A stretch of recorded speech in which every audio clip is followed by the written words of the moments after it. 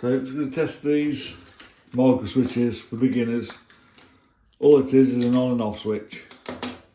So I've got the meter set to continuity, that speaker sound, and you just test it by touching the ends of the leads together. We're using an alligator clip because it's easier. So we're going to go on one end of the micro switch to the other. I'll just hold that one on and then operate the switch at this end. So it should beep. So that one's good. I'll try the bottom one.